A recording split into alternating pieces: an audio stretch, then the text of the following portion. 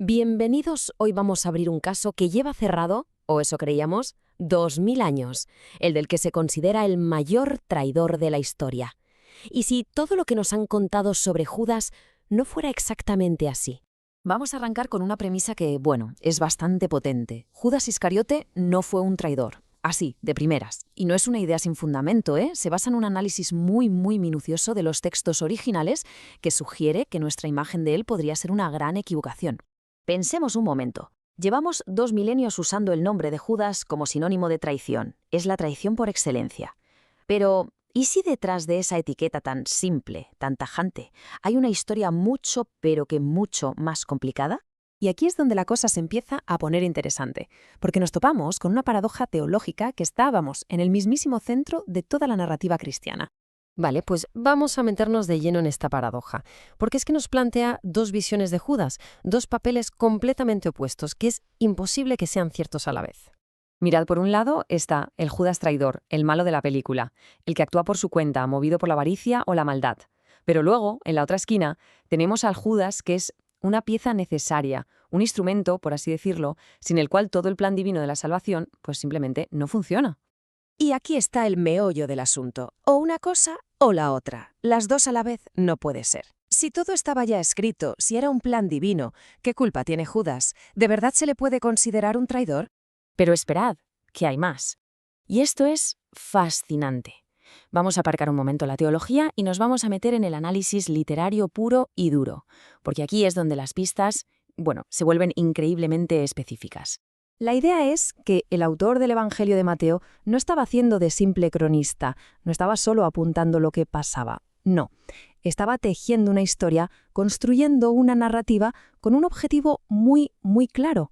Y para hacer eso, usó una técnica que se llama tipología. Suena complicado, pero en realidad es bastante sencillo.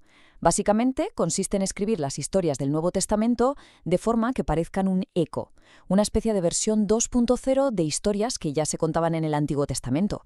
Y en el caso que nos ocupa, la historia de la traición de Judas a Jesús, pues resulta que es un calco, un modelo casi perfecto, de otra traición muy famosa del Antiguo Testamento, la del rey David a manos de su consejero de máxima confianza, un tipo llamado Agitofel. Y ahora es cuando empieza lo bueno. Vamos a ver los paralelismos, porque es alucinante lo mucho que se parecen. De verdad es como si el autor de Mateo tuviera el guión de la historia de David y Agitofel delante y estuviera haciendo una adaptación. Fijaos en la estructura. Paso 1, un amigo íntimo traiciona al líder. Paso 2, el líder tiene que huir de Jerusalén y se va concretamente al Monte de los Olivos. Paso 3, hay un acto simbólico, un beso, que sella la traición. Y paso 4, el final. El traidor, consumido por la culpa, se acaba ahorcando. Es que es la misma secuencia punto por punto. Y no es una coincidencia vaga, ¿eh? Es que es el mismo sitio exacto. Cuando los textos griegos antiguos hablan del lugar al que huyen David y Jesús, usan exactamente las mismas palabras. El Monte de los Olivos, Orston Ayanon, literal. Hay otro detallito. La palabra que usa Jesús para hablar con Judas en el momento de la traición. Le llama eitaire, que significa compañero, amigo. Pues bien, esa es precisamente la forma en que en los Salmos se describe la relación de David con Agitofel, su compañero y amigo íntimo. Otro eco clarísimo. Pero si todo esto parece sospechoso, esperad a oír la que para muchos es la prueba definitiva. La pistola humeante, por así decirlo. Se trata de una frase en griego, muy corta, muy específica y sobre todo muy rara. Esta frase, apeltón apensato, que significa salió y se ahorcó, aparece ¿dónde? Pues en el Evangelio de Mateo para describir la muerte de Judas y en el Antiguo Testamento griego para describir la muerte de Agitofel. La misma frase exacta y además una construcción muy poco común. Vamos, que esto ya no huele a coincidencia, esto huele a copia, a un préstamo literario deliberado. Vale, entonces, ¿qué tenemos? ¿Una paradoja teológica? ¿Un recurso literario? Sea lo que sea, el problema es que esta historia no se quedó en las páginas de la Biblia.